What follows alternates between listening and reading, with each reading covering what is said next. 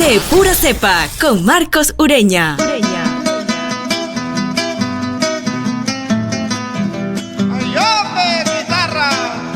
¿Qué tal, amigos? Les saluda Raúl Justo, el hijo de Chichi de Chago, y esta semana para su segmento Personajes del Folclor dentro del programa de Pura Cepa que dirige el amigo Marcos Ureña en la nueva 88.7, tenemos a uno de los más grandes trovadores de la historia de nuestra décima cantada panameña, como lo es el señor Artemio Bebito Vargas. Primero que nada, amigo Bebito, para que salude a los oyentes del programa de Pura Cepa de Marcos Ureña y de su segmento Personajes del Folclor. Como no, un saludo a todos los oyentes de esta emisora, la nueva 88.7. Bueno, para mí primero agradecerte que nos tengan en cuenta, pues, y entrevistarnos, y que la gente conozca, pues, algunas intimidades de nosotros los que cantamos décima, y que bueno, que somos igual que todo el mundo, pero bueno, que Dios a cada uno le da un don, y gracias que Él me dio este don del canto de la décima, y estamos pues para servirles. Primero que nada, don Bebito, ¿dónde nace Bebito Vargas?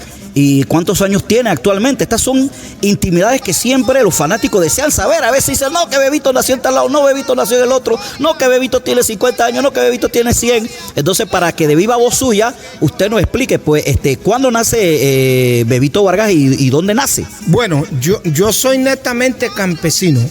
Mi mamá de un pueblo de Guararé que se llama Las Trancas, mi papá de un pueblo de Las Tablas que se llama Río Hondo, y el Río Hondo que es el río Perales. Y entonces mi mamá y mi papá y mi mamá, cuando se juntan, mi mamá dio a luz el primer hijo acá en Río Hondo, que es mi hermano Ricardo Vargas. Él vive allá en Polín de Cañita. Allá a él le enviamos un saludo a mi hermano y a su familia. Y entonces ya mi mamá iba en cinta para la miel. La miel era tan lejos que la gente salía de Río Hondo a las 5 de la mañana a caballo y a pie.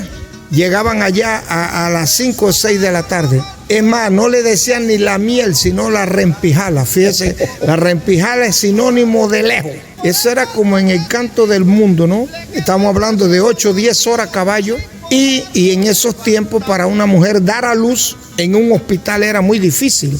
Es más, salían en hamaca cuando había algún enfermo, algún picado de culebra, en hamaca de la miel a Valle Rico, donde se agarraban los aviones, o en Nuario. A pesar que Nuario es alto, arriba tiene mesetas, lugares planos donde bajaban los aviones. Y la miel sí es como especie de una tinaja, que es un valle pero chico y rodeada por cerros que no había espacio para que bajaran los aviones. Entonces mi mamá dio a luz a 9 muchachos vivos y 7 abortos, y nunca fue al hospital. Nunca ella se daba ese lujo, se daba los golpes en el pecho en decir que voy a decir algo que decía ella, que la cucaracha de ella nada más la había visto un hombre.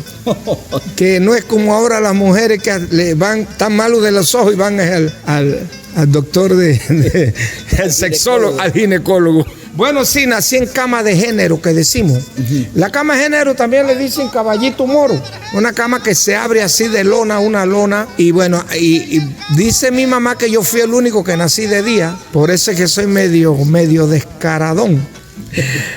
Soy una persona abierta, soy una persona, nací como a las 9:40 por ahí de la mañana, un 16 de marzo de 1952. Acabo de cumplir 69 años. Excelente, don Bebito. Usted viene de una familia de músicos. Su papá, un gran músico, el señor Artemio Vargas, mejor conocido como Artemio, que compuso Las Viuditas de la Miel. Él es el primero que le da instrucciones musicales a usted. ¿Usted comenzó a instruirse con alguna otra figura de la décima o del violín? ¿Quién es el que le enseña los primeros aspectos musicales a Bebito Vargas? Bueno, nosotros todos nos criamos escuchando el violín y escuchando la guitarra. Mi pueblo, un pueblo de músicos, no solamente los Vargas, sino que era gente que para carnavales las mujeres las escuchábamos cantando esas tunas de campo, ¿no? Un tambor y unas 8 o 10 mujeres con la cantalante, y así era la fiesta. O sea que no fue extraño escuchar una guitarra, un violín desde temprana edad. Pero yo quiero hacer una aclaración, una salvedad, de que mi papá era un hombre muy alegre, era un hombre que tocaba violín, él era un hombre de farra. Él no se dedicó a aprender a tocar violín como un profesional ni a tocar guitarra, sino que él tenía la habilidad de tocar violín, que es muy difícil, y tocar guitarra, y cantaba y componía y todas esas cosas. Entonces, pero yo pienso que, aparte mi papá, mis tíos también eran compositores, una familia, una gente muy, muy inteligente, y entonces eran gente que tenían mucha habilidad, y a pesar que eran campesinos, no se les notaba como su nivel de inteligencia sobre los comunes, ¿no? Pero a pesar de que eran curanderos, que mi abuelo dice que agarraba las brujas, y entonces eran curanderos, poetas, cantores, constructores, eran también ebanistas, yo tuve un tío, un familiar muy lejano, que hacía trapiche de bolos sin usar clavos. En esos tiempos, muebles, asientos que no eran tarugos, y me imagino no había, solamente creo que había como especie de un berbiquí, no sé cómo es que es la palabra, y no habían herramientas para trabajar, pero nunca fueron personas de voz. Ahí es donde nosotros pensamos y creemos, porque por la parte de mi mamá sí son cantoras, porque mi mamá creo que ya han muerto casi todas, o todas murieron. Eran como 10 mujeres y un varón solamente tuvo mi abuela, y todas eran cantantes, eran cantalantes, ¿no? Y unas voces muy bonitas. Entonces se une esa habilidad de los Vargas, esa inteligencia, modestia aparte, con las voces dulces de la parte de mi mamá. Entonces allí salimos nosotros, porque antes nosotros no hay Vargas así, cantores que se reconocieron, sino que Toñito, que fue el primero, después seguí yo, y después Nenito, y entonces sí ya hay algunos nietos de mi mamá y de mi papá que también son músicos. Toñito tiene unos nietos muy, muy, muy músicos. Ramiro, que también es hermano nuestro, tiene unos hijos, y en fin.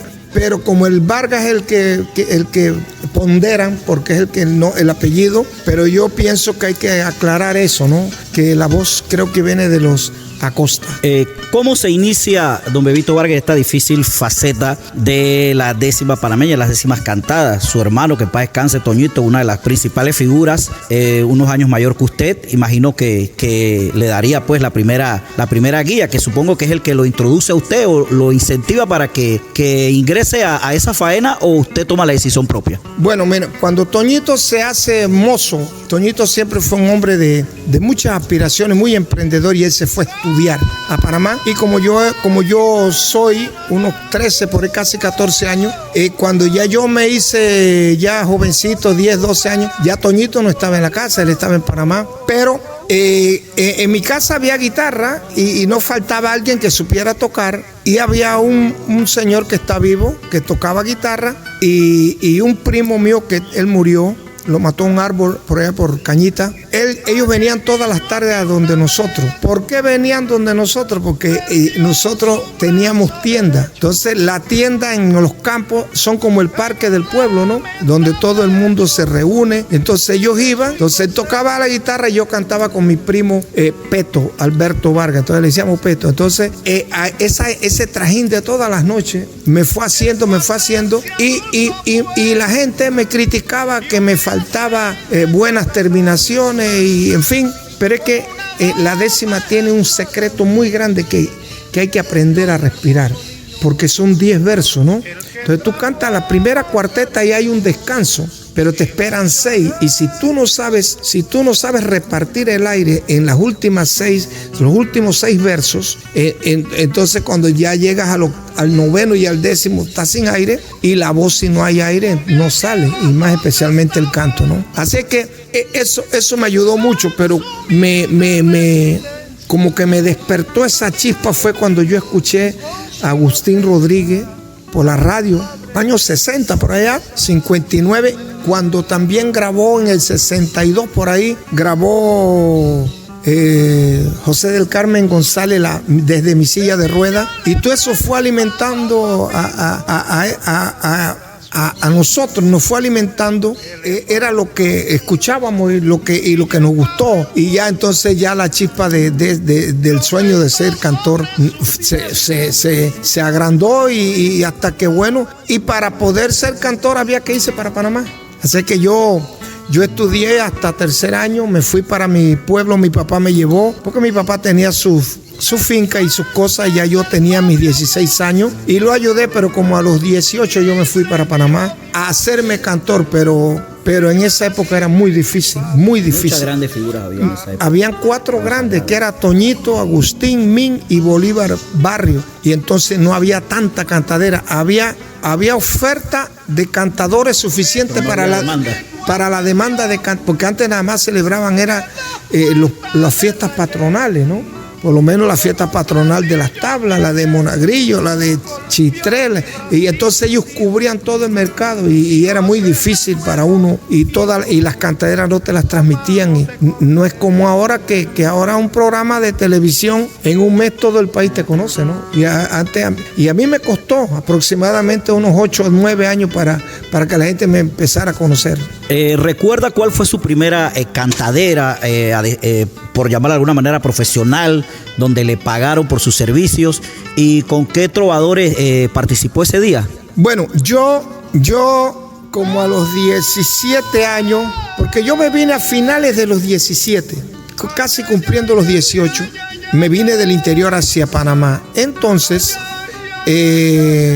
mi papá, yo le pedí que me trajera a la fiesta de las tablas, que yo quería como hacer una presentación. Y efectivamente estaba cantando Agustín Rodríguez con Teodulo Batista del Sestiadero, ¿no? Entonces, como mi papá era muy conocido, no era artista, pero era un hombre muy conocido, popular, ¿no? Y entonces le pidió que ya Toñito había grabado, eso fue en el 69, ya Toñito había grabado Paloma de la Rosal y ya había cantado con Agustín y ya era conocido. Entonces, sí, cómo no, pues me traga el hijo para ver qué tal es el muchacho. Y yo cantaba Paloma de la Rosal igualito a Toñito. Y entonces